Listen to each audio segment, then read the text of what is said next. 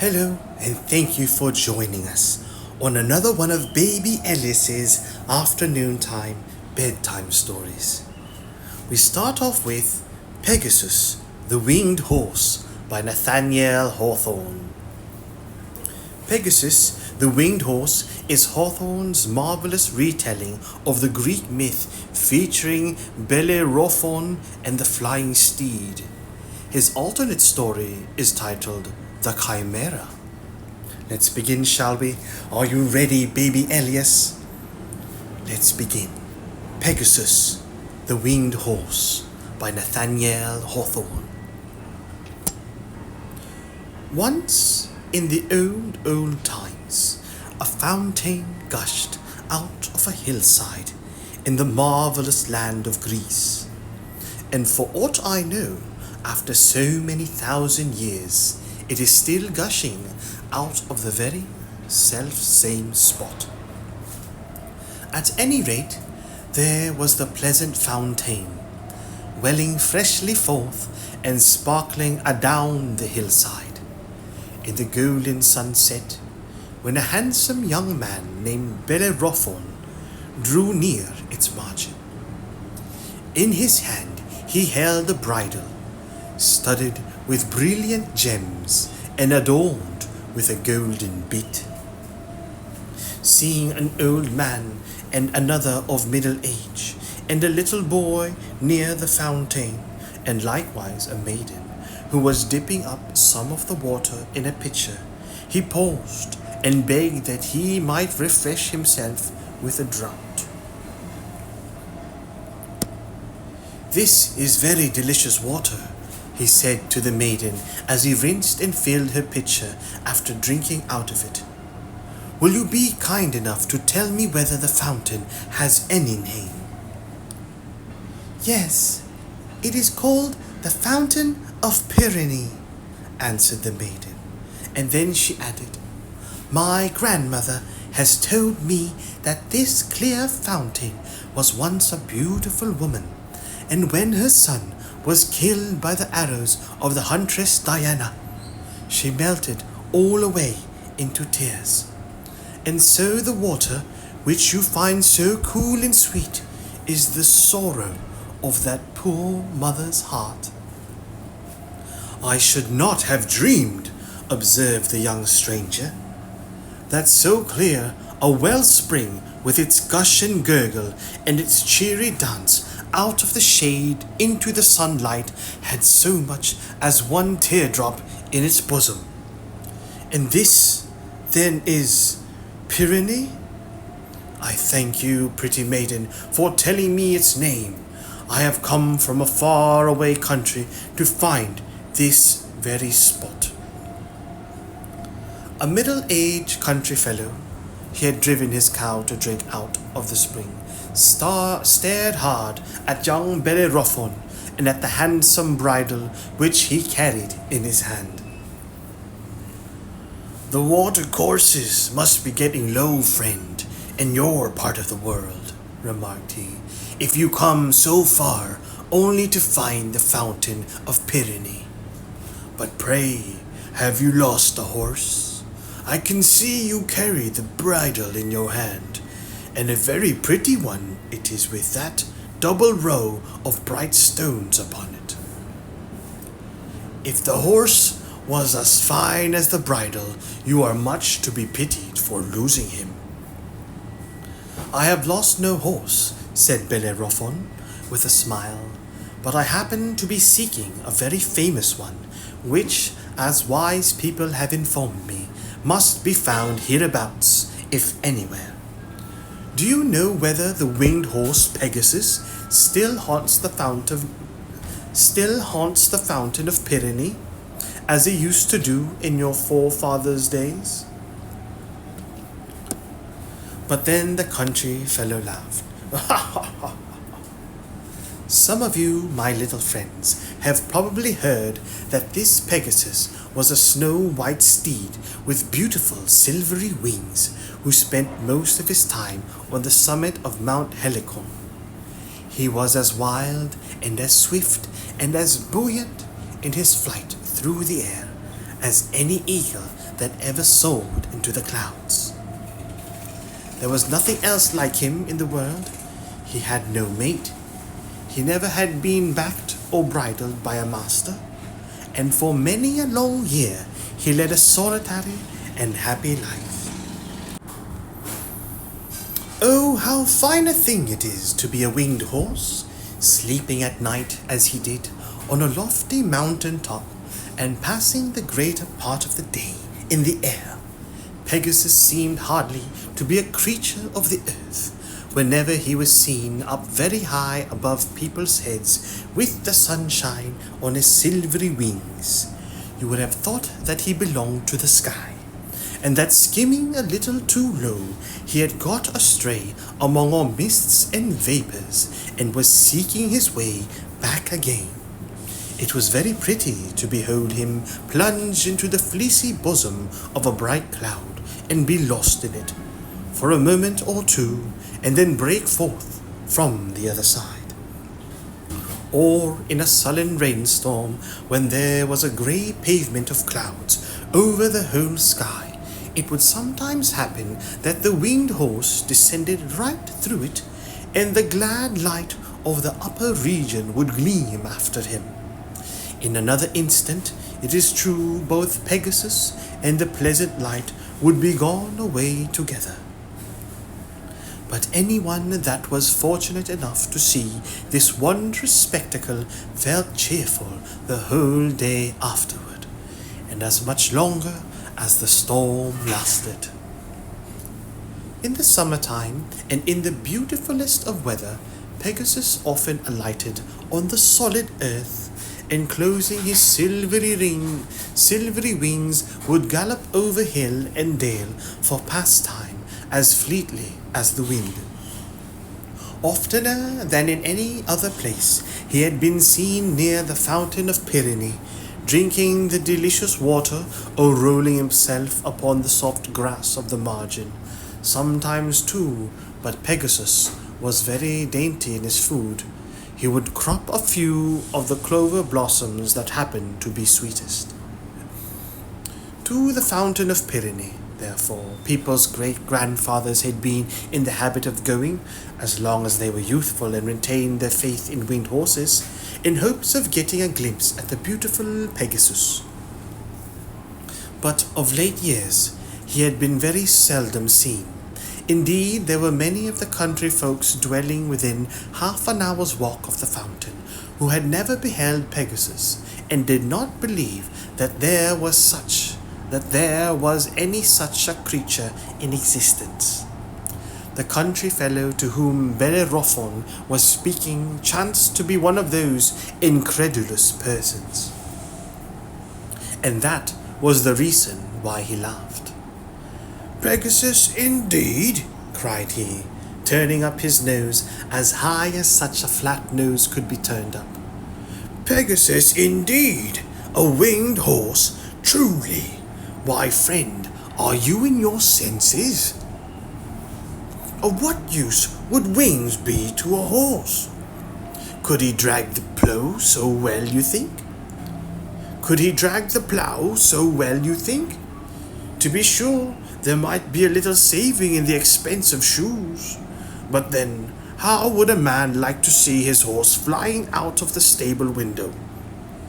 Yes, or whisking him up above the clouds when he only wanted to ride to the mill? No, I don't believe in Pegasus. There never was such a ridiculous kind of a horse fowl made." "I have some reason to think otherwise," said Bellerophon quietly, and then he turned to an old grey man who was leaning on a staff and listening very attentively, with his head stretched forward and one hand at his ear, because for the last 20 years he had been getting rather deaf. "And what say you, venerable sir?" inquired he. "In your younger days, I should imagine, you must frequently have seen the winged steed." "Ah, young stranger, my memory is very poor," said the aged man. When I was a lad, if I remember rightly, I used to believe there was such a horse, and so did everybody else. But nowadays, I hardly know what to think, and very seldom think about the winged horse at all.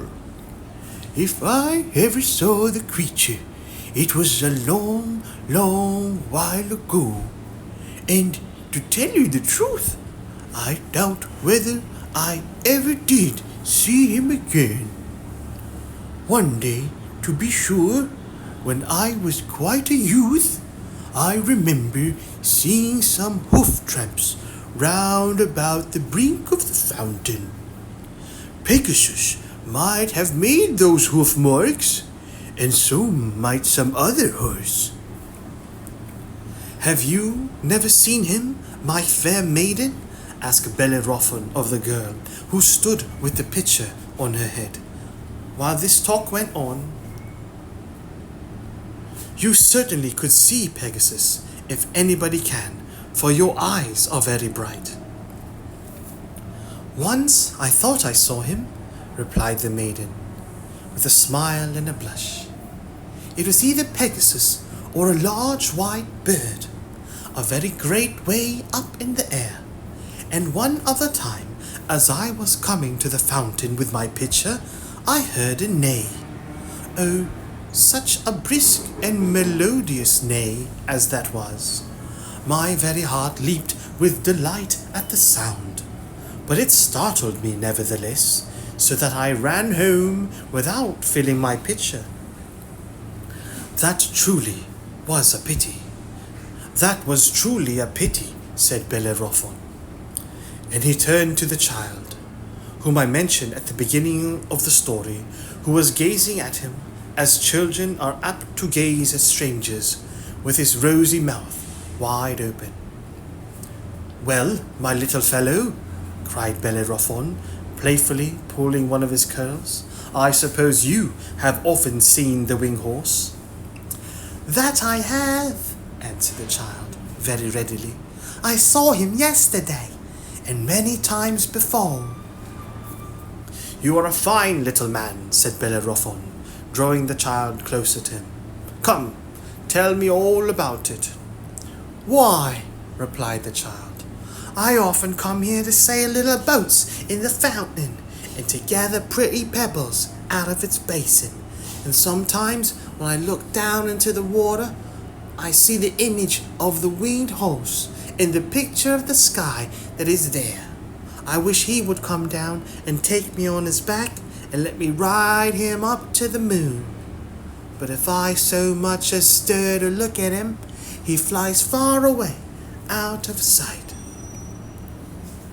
And Bellerophon put his faith in the child, who had seen the image of Pegasus in the water, and in the maiden who had heard him neigh so melodiously, rather than in the middle-aged clown, who believed only in cart horses, or in the old man who had forgotten the beautiful things of his youth.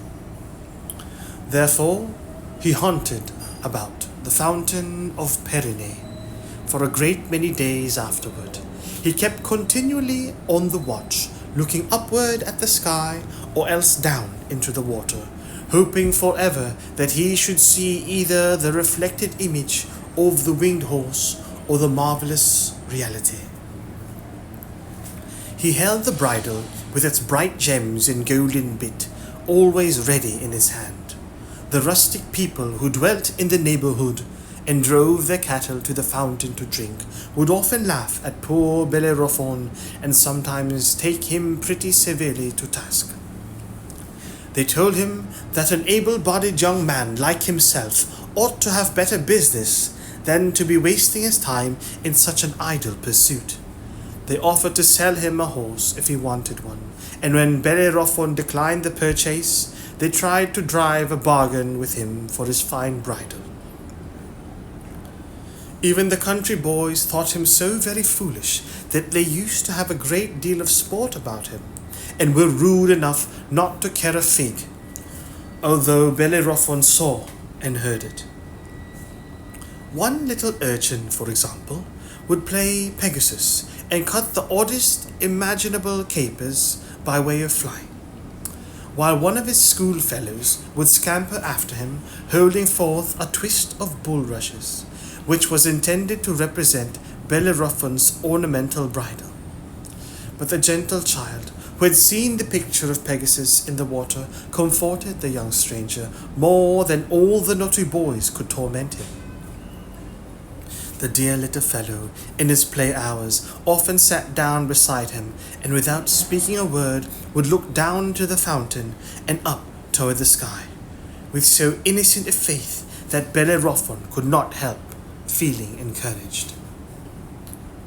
Now you will perhaps wish to be told why it was that Bellerophon had undertaken to catch the winged horse, and we shall find no better opportunity to speak about this matter than while he is waiting for Pegasus to appear.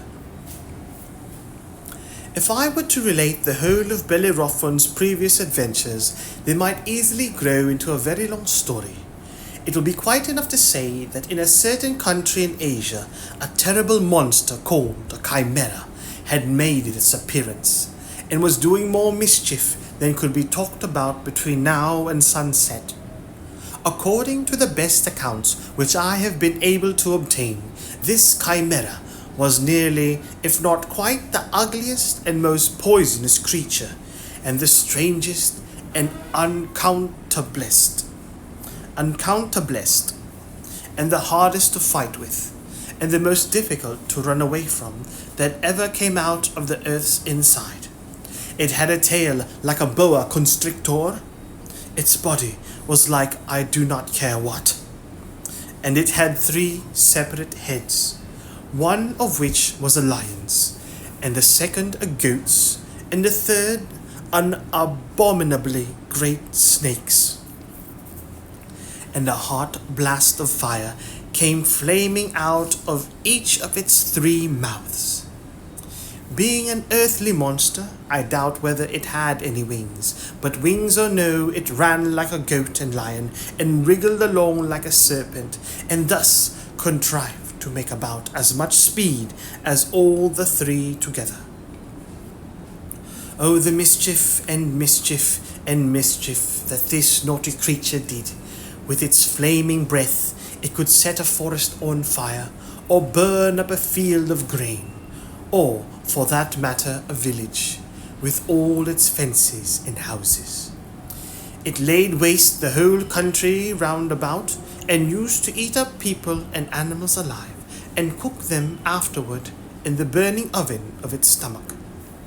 Mercy on us, little children, I hope neither you nor I will ever to meet. I hope neither you nor I will ever happen to meet a Chimaera.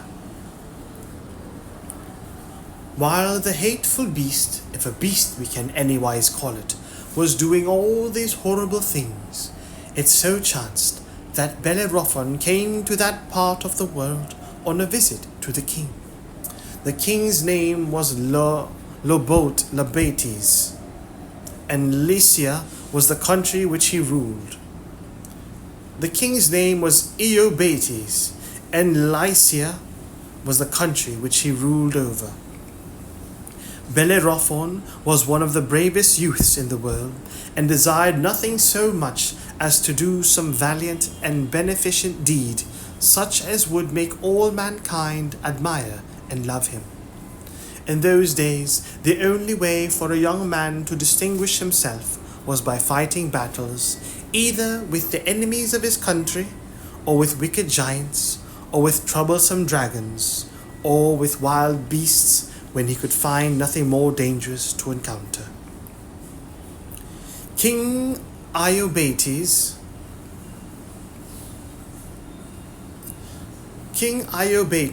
perceiving the courage of his youthful visitor, proposed to him to go and fight the Chimaera, which everybody else was afraid of, and which, unless it should be soon killed, was likely to convert Lycia into a desert. Bellerophon hesitated not a moment, but assured the king that he would either slay this dreaded Chimaera or perish in the attempt. But in the first place, as the monster was so prodigiously swift, he bethought himself that he should never win the victory by fighting on foot. The wisest thing he could do, therefore, was to get the very best and fleetest horse that could anywhere be found. And what other horse in all the world was half so fleet as the marvellous horse Pegasus, who had wings as well as legs, and was even more active in the air than on the earth. To be sure, a great many people denied that there was any such horse with wings, and said that the stories about him were all poetry and nonsense. But wonderful as it appeared, Bellerophon believed that Pegasus was a real steed, and hoped that he himself might be fortunate enough to find him, and once fairly mounted on his back, he would be able to fight the Chimaera at better advantage. And this was the purpose with which he had travelled from Lycia to Greece, and had brought the beautiful ornamental bridle in his hand. It was an enchanted bridle, if he could only succeed in putting the golden bit into the mouth of Pegasus. The winged horse would be submissive, and would own Bellerophon for his master, and fly whithersoever he might choose to turn the rein. But indeed it was a weary and anxious time, while Bellerophon waited and waited for Pegasus, in hopes that he would come and drink at the fountain of Pirene. He was afraid lest King Iobates should imagine that he had fled from the Chimaera. It pained him, too, to think how much mischief the monster was doing, while he himself, instead of fighting with it, was compelled to sit idly poring over the bright waters of Pirene as they gushed out of the sparkling sand. And as Pegasus came thither so seldom in these later years, and scarcely alighted there more than once in a lifetime, Bellerophon feared that he might grow an old man and have no strength left in his arms, no courage in his heart, before the winged horse would appear. Oh, how heavily passes the time, while an adventurous youth is yearning to do his part in life, and to gather in the harvest of his renown. How hard a lesson it is to wait. Our life is brief, and how much of it is spent in teaching us only this.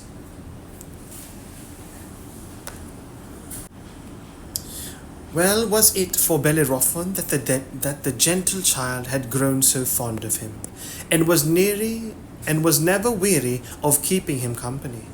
Every morning the child gave him a new hope to put in his bosom, instead of yesterday's withered one. "Dear Bellerophon," he would cry, looking up hopefully into his face, "I think we shall see Pegasus today."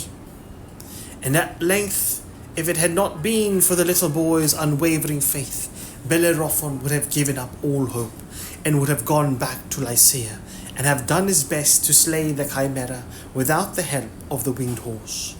And in that case, poor Bellerophon would at least have been terribly scourged by the creature's breath, and would most probably have been killed and devoured.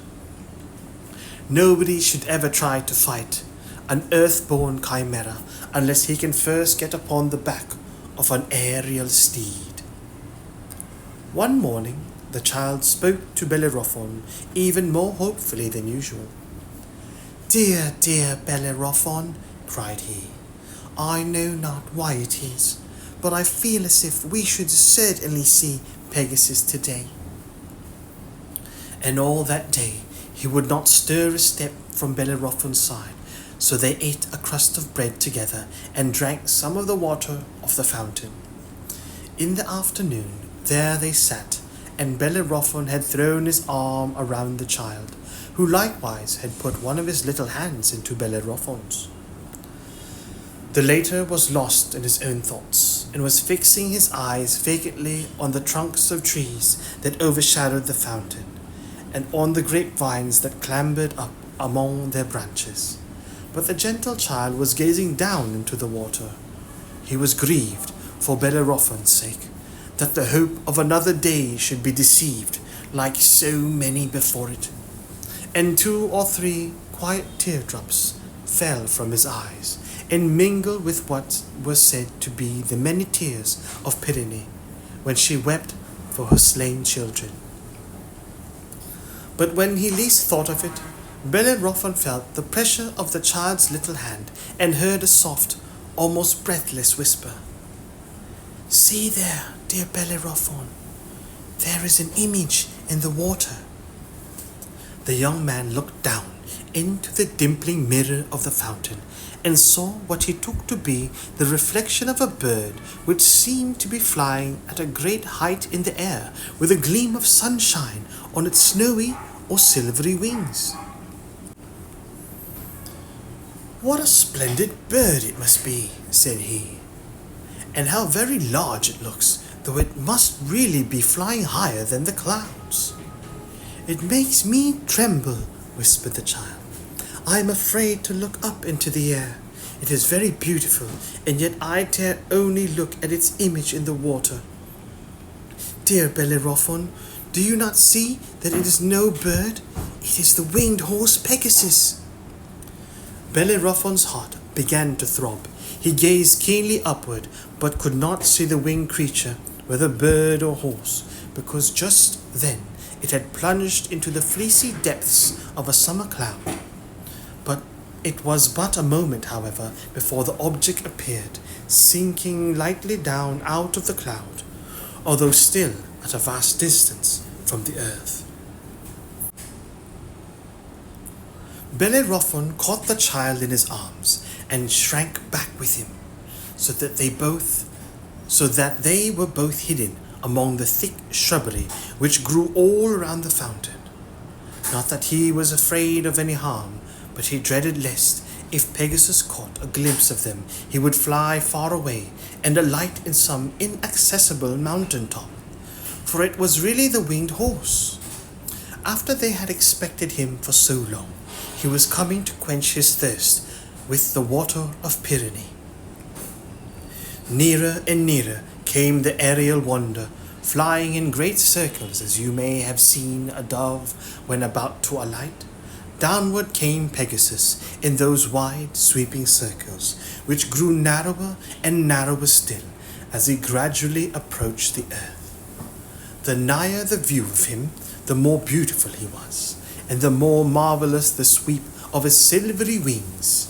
At last, with so light a pressure as hardly to bend the grass about the fountain, or imprint a hoof tramp in the sand of its margin, he alighted, and stooping his wild head, began to drink. He drew in the water with long and pleasant sighs, and tranquil pauses of enjoyment, and then another draught, and another, and another. For nowhere in the world, or up among the clouds, did Pegasus love any water as he loved this of Pirene. And when his thirst was slaked, he cropped a few of the honey blossoms of the clover, delicately tasting them, but not caring to make a hearty meal, because the herbage just beneath the clouds, on the lofty sides of Mount Helicon, suited his palate better than this ordinary grass. And thus, after thus drinking to his heart's content, and in his dainty fashion, condescending to take a little food, the winged horse began to caper to and fro, and danced, as it were, out of mere idleness and sport. There never was a more playful creature made than this very Pegasus. So there he frisked in a way that it delights me to think about, fluttering his great wings as lightly as ever did a linnet, and running little races, half on earth and half in air, in which I know not whether to call a flight or a gallop. When a creature is perfectly able to fly, he sometimes chooses to run, just for the pastime of the thing. And so did Pegasus, although it cost him some little trouble to keep his hoofs so near the ground. Bellerophon, meanwhile, holding the child's hand, peeped forth from the shrubbery, and thought that never was any sight so beautiful as this, nor ever a horse's eyes so wild and spirited as those of Pegasus. It seemed a sin to think of bridling him and riding on his back. Once or twice Pegasus stopped and snuffed the air, pricking up his ears, tossing his head, and turning it on all sides, as if he partly suspected some mischief or other. Seeing nothing, however, and hearing no sound, he soon began his antics again. At length, not that he was weary, but only idle and luxurious, Pegasus folded his wings and lay down on the soft green turf. But being too full of aerial life to remain quiet for many moments together, he soon rolled over on his back with his 4 slender legs in the air. It was beautiful to see him, this one solitary creature whose mate had never been created, but who needed no companion, and living a great many 100 years, was as happy as the centuries were long. The more he did such things as mortal horses are accustomed to do, the less earthly and the more wonderful he seemed. Bellerophon and the child almost held their breath, partly from a delightful awe, but still more because they dreaded lest the slightest stir or murmur should send him up with the speed of an arrow flight into the furthest blue of the sky. Finally, when he had enough of rolling over and over, Pegasus turned himself about and indolently, like any other horse, put out his 4 legs in order to rise from the ground, and Bellerophon, who had guessed that he would do so, darted suddenly from the thicket and leaped astride of his back. Yes, there he sat on the back of the winged horse.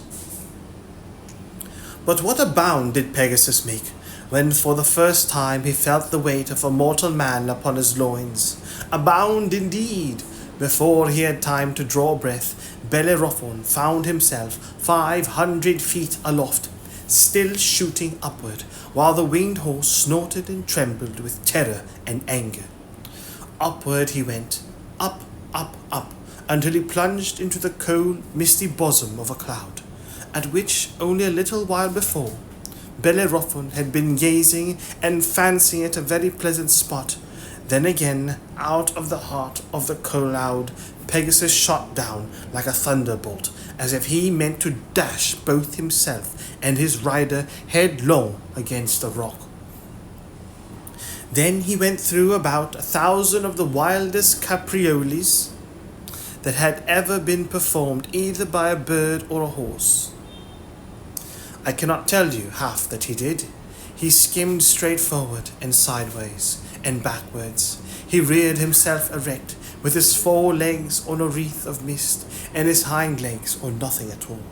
He flung out his heels behind, and put down his head between his legs, and with his wings pointing right upward, at about 2 miles height above the earth, he turned a somerset, so that Bellerophon's heels were where his head should have been, and he seemed to look down into the sky instead of up. He twisted his head about, and looking Bellerophon in the face, with fire flashing from his eyes, made a terrible attempt to bite him. He fluttered his pinions so wildly that one of the silver feathers was shaken out and floating earthward, was picked up by the child, who kept it as long as he lived in memory of Pegasus and Bellerophon. But the latter, who, as you may judge, was as good a horseman as ever galloped, had been watching his opportunity, and at last clamped the golden bit of the enchanted bridle between the winged steed's jaw. No sooner was this done than Pegasus became as manageable as if he had taken food all his life out of Bellerophon's hand. To speak what I really feel, it was almost a sadness to see wild the creature grow suddenly so tame. It was almost a sadness to see so wild a creature grow suddenly so tame. And Pegasus seemed to feel it so likewise. He looked round to Bellerophon with the tears in his beautiful eyes, instead of the fire that so recently flashed from them. But when Bellerophon patted his head and spoke a few authoritative yet kind and soothing words, another look came into the eyes of Pegasus, for he was glad at heart, after so many lonely centuries, to have found a companion, and a master. Thus it is always with winged horses, and with all such wild and solitary creatures. If you catch and overcome them, it is the surest way to win their love.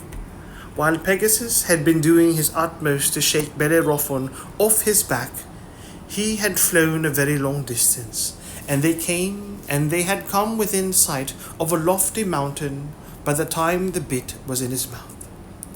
Bellerophon had seen this mountain before, and he knew it to be Helicon, on the summit of which was the winged horse's abode. Thither, after looking gently into the rider's face as if to ask leave, Pegasus now flew, and alighting, waited patiently until Bellerophon should please to dismount. The young man accordingly leaped from his steed's back, but still held him fast by the bridle. Meeting his eyes, however, he was so affected by the gentleness of this aspect, and by the thought of the free life which Pegasus had heretofore lived, that he could not bear to keep him a prisoner if he really desired his liberty. Obeying this generous impulse, he slipped the enchanted bridle off the head of Pegasus and took the bit from his mouth. "Leave me, Pegasus," said he. "Either leave me or love me." In an instant the winged horse shot almost out of sight, soaring straight upward from the summit of Mount Helicon. Being long after sunset, it was now twilight on that mountain top, and dusky evening over all the country round about. But Pegasus flew so high that he overtook the departed day, and was bathed in the upper radiance of the sun. Ascending higher and higher, he looked a bright speck, and at last could no longer be seen in the hollow waste of the sky, and Bellerophon was afraid that he should never behold him more. But while he was lamenting his own folly, the bright speck reappeared, and drew nearer and nearer, until it descended lower than the sunshine. And behold, Pegasus had come back. After this trial there was no more fear of the winged horses making his escape. He and Bellerophon were friends, and put loving faith in one another. That night they lay down and slept together, with Bellerophon's arm around the neck of Pegasus, not as a caution, but for kindness. And they awoke at peep of day, and bade one another good morning, each in his own language. In this manner, Bellerophon and the wondrous steed spent several days, and grew better acquainted and fonder of each other all the time. They went on long aerial journeys, and sometimes ascended so high that the earth looked hardly bigger than the moon. They visited distant countries, and amazed the inhabitants, who thought that the beautiful young man on the back of the winged horse must have come down out of the sky. 1,000 miles a day was no more than an easy pace for the fleet Pegasus to pass over. Bellerophon was delighted with this kind of life, and would have liked nothing better than to live always in the same way, aloft in the clear atmosphere, for it was always sunny weather up there. However, cheerless and rainy it might be in the lower region. But he could not forget the horrible Chimaera, which he had promised King Iobates to slay.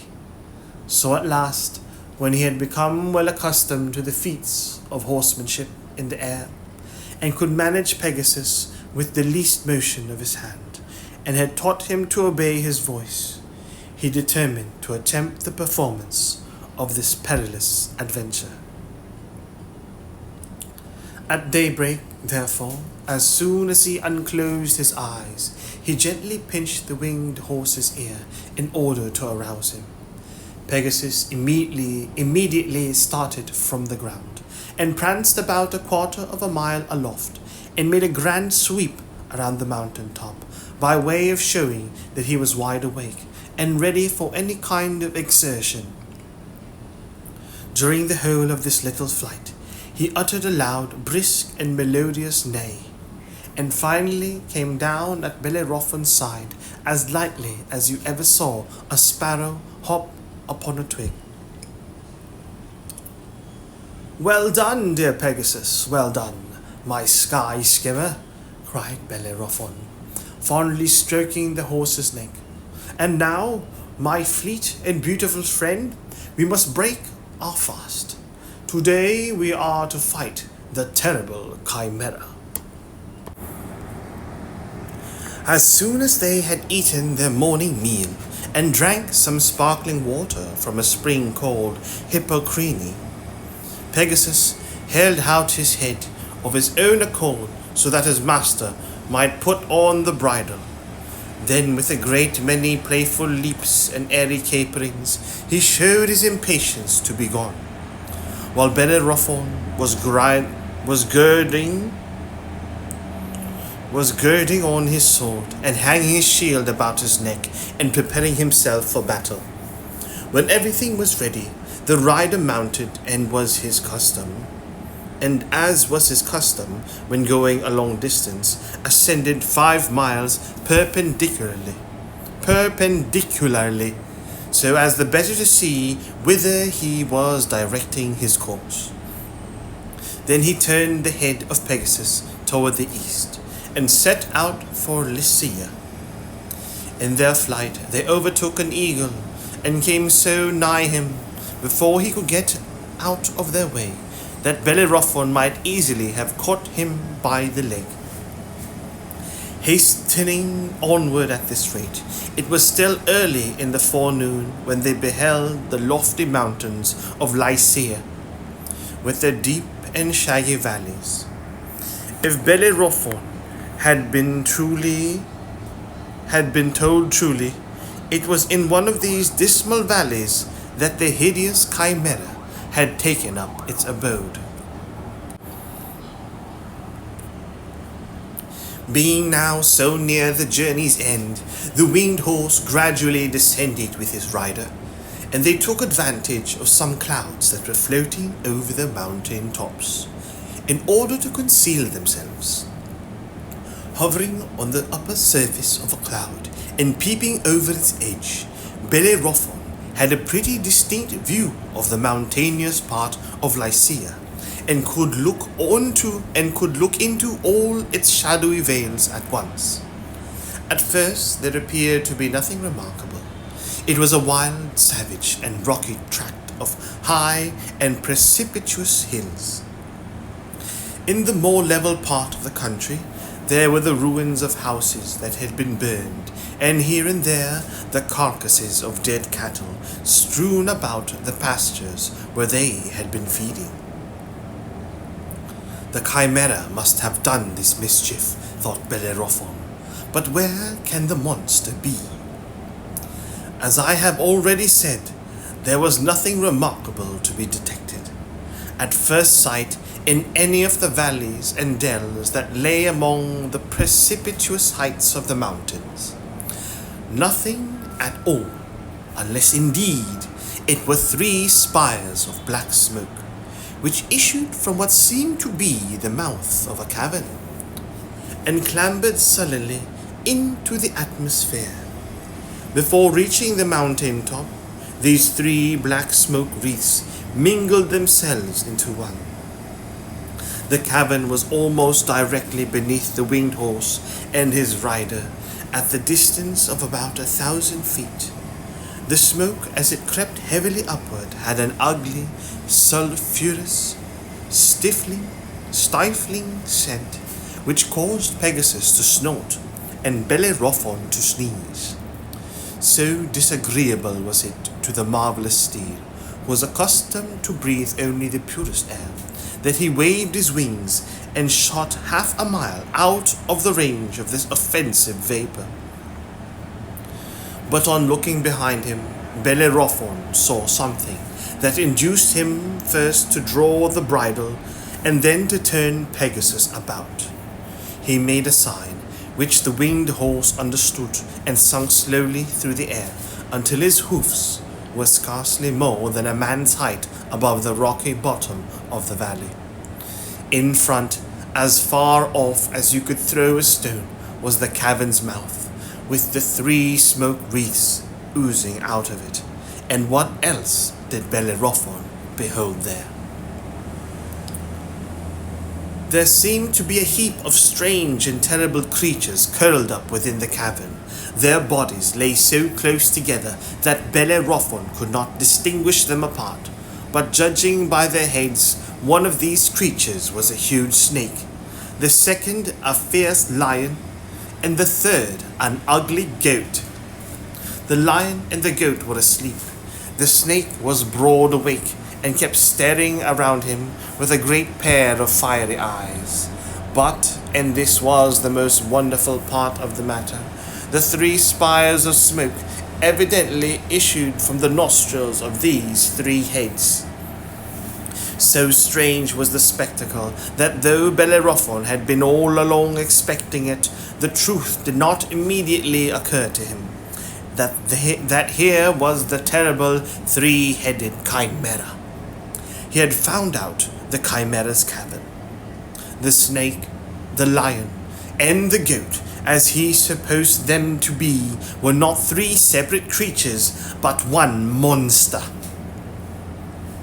The wicked, hateful thing, slumbering as 2/3 of it were, it still held in its abominable claws the remnant of an unfortunate lamb, or possibly, but I hate to think so, it was a dear little boy which its 3 mouths had been gnawing before 2 of them fell asleep.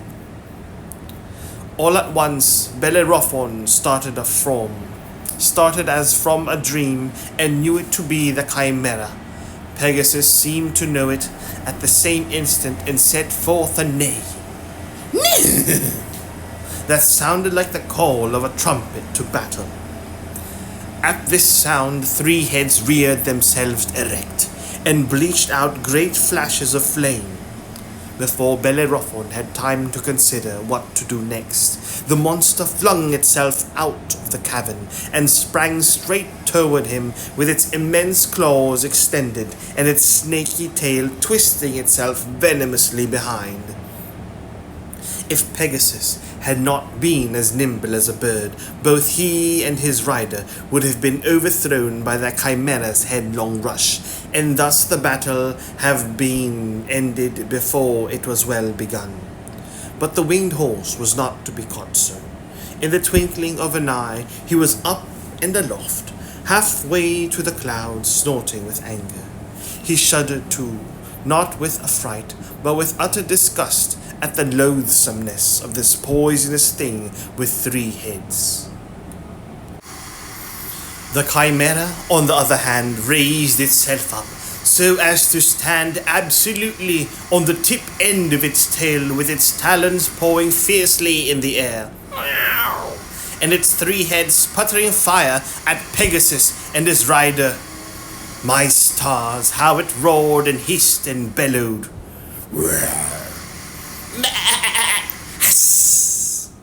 Bellerophon, meanwhile, was fitting his shield on his arm and drawing his sword. "Now, my beloved Pegasus," he whispered in the winged horse's ear, "thou must help me to slay this insufferable monster, or else thou shalt fly back to thy solitary mountain peak without thy friend Bellerophon. For either the Chimaera dies, or its 3 mouths shall gnaw this head of mine, which has slumbered upon thy neck." Pegasus whined, and turning back his head, rubbed his nose tenderly against his rider's cheek. It was his way of telling him that, though he had wings and was an immortal horse, yet he would perish if it were possible for immortality to perish, rather than leave Bellerophon behind. "I thank you, Pegasus," answered Bellerophon. "Now then, let us make a dash at the monster." Uttering these words, he shook the bridle, and Pegasus darted down aslant, as swift as the flight of an arrow, right toward the Chimaera's threefold head, which all this time was poking itself as high as it could into the air. As he came within arm's length, Bellerophon made a cut at the monster, but was carried onward by his steed.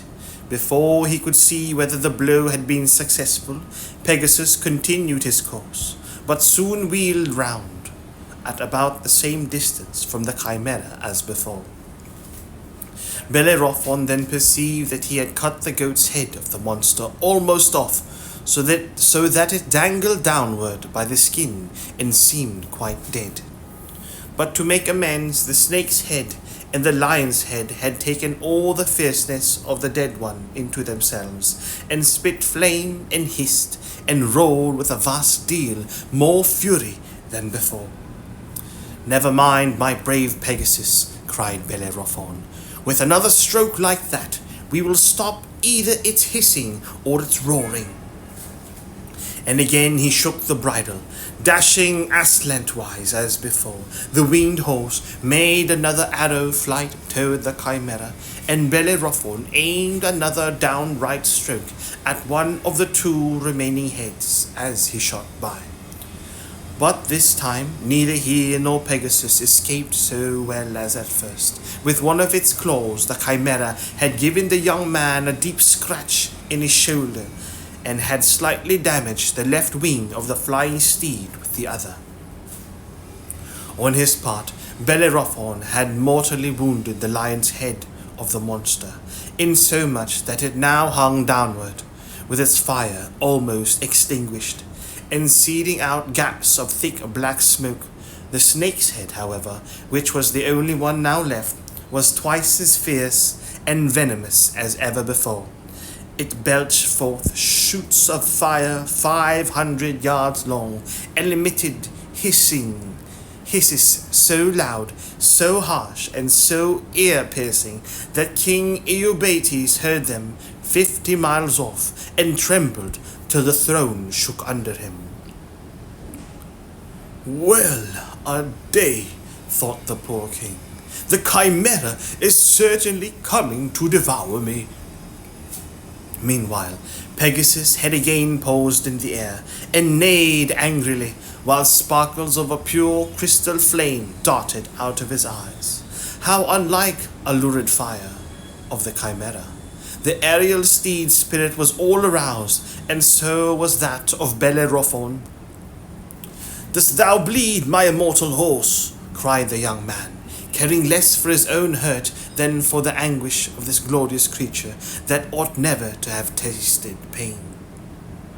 "The execrable Chimaera shall pay for this mischief with his last head. Then he shook the bridle, shouted loudly, and guided Pegasus, not aslantwise as before, but straight at the monstrous hideous front. So rapid was the onset that it seemed but a dazzle and a flash before Bellerophon was at close gripes with his enemy. The Chimaera by this time, after losing its second head, had got into a red-hot passion of pain and rampant rage. So it flounced about, half on earth and partly in the air, that it was impossible to say which element it rested upon. It opened its snake jaws to such an abominable width that Pegasus might almost, have flown right down its throat, wings outspread, rider and all. At their approach it shot out a tremendous blast of its fiery breath, and enveloped Bellerophon and his steed in a perfect atmosphere of flame, singeing the wings of Pegasus, scorching off one whole side of the young man's golden ringlets, and making them both far hotter than was comfortable from head to foot. But this was nothing to what followed. When the airy rush of the winged horse had brought him within distance of 100 yards, the Chimaera gave a spring, and flung its huge, awkward, venomous, and utterly detestable carcass right upon poor Pegasus, clung around him with might and main, and tied up its snaky tail into a knot. Up flew the aerial steed, higher, higher, higher, above the mountain peaks, above the clouds, and almost out of sight of the solid earth. But still the earth-born monster kept its hold, and was borne upward, along with the creature of light and air. Bellerophon, meanwhile, turning about, found himself face to face with the ugly grimness of the Chimaera's visage, and could only avoid being scorched to death or bitten right in twain by holding up his shield. Over the upper edge of the shield, he looked sternly into the savage eyes of the monster. But the Chimaera was so mad and wild with pain that it did not guard itself so well as might else have been the case. Perhaps, after all, the best way to fight a Chimaera is by getting as close to it as you can. In its efforts to stick its horrible iron claws into its enemy, the creature left its own breast quite exposed. And perceiving this, Bellerophon thrust his sword up to the hilt into its cruel heart. Immediately, the snake tail untied its knot. The monster let go its hold of Pegasus, and fell from that vast height downward, while the fire within its bosom, instead of being put out, burned fiercer than ever, and quickly began to consume the dead carcass. Thus it fell out of the sky, all aflame, and, it being nightfall before it reached the earth, was mistaken for a shooting star or a comet. But at early sunrise, some cottagers were going to their day's labor and saw to their astonishment that several acres of ground were strewn with black ashes. In the middle of a field there was a heap of whitened bones, a great deal higher than a haystack. Nothing else was ever seen of the dreadful Chimaera. And when Bellerophon had won the victory, he bent forward and kissed Pegasus, while the tears stood in his eyes. "Back now, my beloved steed," said he, "back to the fountain of Pirene." Pegasus skimmed through the air, quicker than ever he did before, and reached the fountain in a very short time. And there he found the old man leaning on his staff, and the country fellow watering his cow, and the pretty maiden filling her pitcher. "I remember now," quoth the old man. "I saw this winged horse once before, when I was quite a lad, but he was 10 times handsomer in those days." "I own a cart horse worth 3 of him," said the country fellow. "If this pony were mine, the first thing I should do would be to clip his wings." But the poor maiden said nothing, for she had always the luck to be afraid at the wrong time. So she ran away and let her pitcher tumble down and broke it. "Where is the gentle child?" asked Bellerophon, "who used to keep me company and never lost his faith, and never was weary of gazing into the fountain?" "Here I am, dear Bellerophon," said the child softly. For the little boy had spent day after day on the margin of Pirene, waiting for his friend to come back. But when he perceived Bellerophon descending through the clouds, mounted on the winged horse, he had shrunk back into the shrubbery. He was a delicate and tender child, and dreaded lest the old man and the country fellow should see the tears gushing from his eyes. "Thou hast won the victory," said he joyfully, running to the knee of Bellerophon, who still sat on the back of Pegasus. "I knew thou wouldst." "Yes, dear child," replied Bellerophon, alighting from the winged horse. "But if thy faith had not helped me, I should never have waited for Pegasus, and never have gone up above the clouds, and never have conquered the terrible Chimaera. Though my beloved little friend hath done it all, and now let us give Pegasus his liberty." He slipped off the enchanted bridle from the head of the marvelous steed. "Be free for evermore, my Pegasus," cried he, with a shade of sadness in his tone. "Be as free as thou art fleet." But Pegasus rested his head on Bellerophon's shoulder and would not be persuaded to take flight. Well then, said Bellerophon, caressing the airy horse, thou shalt be with me, and long as thou wilt, and we will go together forthwith, and tell King Iobates that the Chimaera is destroyed. Then Bellerophon embraced the gentle child, and promised to come to him again, and departed. But in after years that child took higher flights upon the aerial steed than ever did Bellerophon, and achieved more honourable deeds than his friend's victory over the Chimaera. For gentle and tender as he was, he grew to be a mighty poet. The end. Good night, baby Elias. I hope you enjoyed that story of Pegasus, the Winged Horse by Nathaniel Hawthorne.